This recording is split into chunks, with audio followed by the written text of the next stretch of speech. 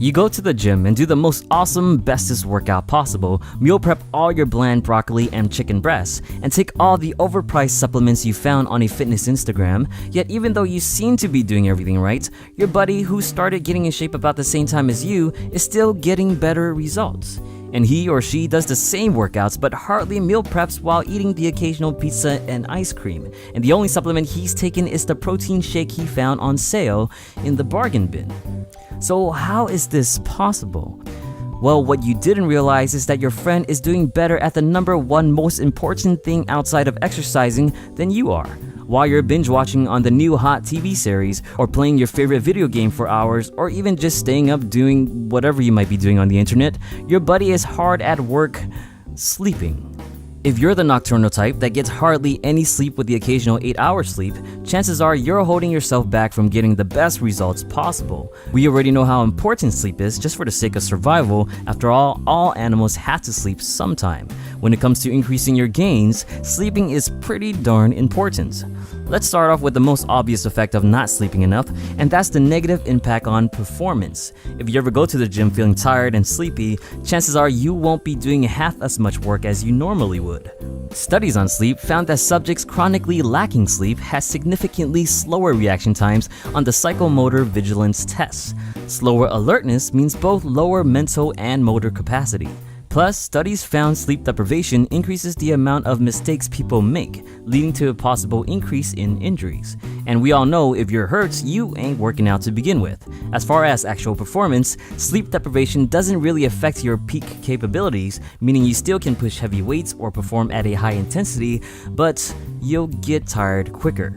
Researchers believe this is because when sleep deprived, people tend to have trouble metabolizing glucose. Since glucose is important for energy, not being able to break glucose down means your energy levels will be breaking down instead. Outside of performance, sleep plays the ever-crucial role of balancing hormones. When we sleep, your body releases high amounts of anabolic hormones such as testosterone and IGF-1. You've probably heard of testosterone before and its close relationship with building muscle. When sleep is disrupted, however, especially when disrupting the first cycle of REM sleep, the release of these ever-important hormones take much longer. This can disrupt the body's ability to repair and build muscle during sleep, and even worse, a study found that subjects suffering from sleep apnea had lower levels of overall testosterone, a combination that for sure will reduce your gains.